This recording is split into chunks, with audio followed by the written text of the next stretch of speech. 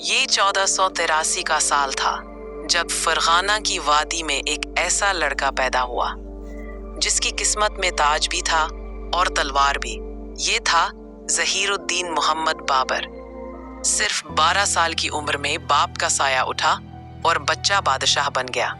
سمرقند، تیموریوں کا خواب۔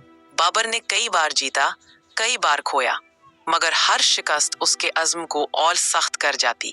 پھر اس نے رخ بدلا اور کابل کو اپنی پہلی مضبوط سلطنت بنایا۔ پہاڑوں کے بیچ یہ شہر بابر کا گھر بھی تھا، اس کا عشق بھی، مگر اس کی آنکھوں میں ایک بڑا خواب تھا، ایک عظیم تر سلطنت کا، اور وہ خواب اسے ہندوستان لے آیا۔ 1526 پانی پت کی پہلی جنگ۔ ایک طرف ابراہیم لودھی کی بھاری فوج، دوسری طرف بابر کے تھکے ہوئے سپاہی، مگر اس کے پاس ایک ہتھیار تھا، عقل، جس نے توپوں، صف بندی اور حکمت عملی سے جنگ کا رخ پلٹ دیا، اور اسی روز مغل سلطنت کی بنیاد پڑی۔ 1 سال بعد بابر کا مقابلہ ہوا رانا سانگا سے، ایک آہنی ارادے والا راجپوت سردار۔ خانوا کے میدان میں بابر نے آخری سانس تک لڑ کر تاریخ کو بدل دیا۔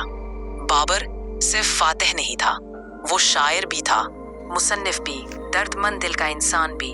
اس کی کتاب بابر نامہ آج بھی اس کی روح کی آواز ہے۔ وہ 1530 وہ لمحہ بھی آیا جب بادشاہ بسترے مرگ پر لیٹا تھا۔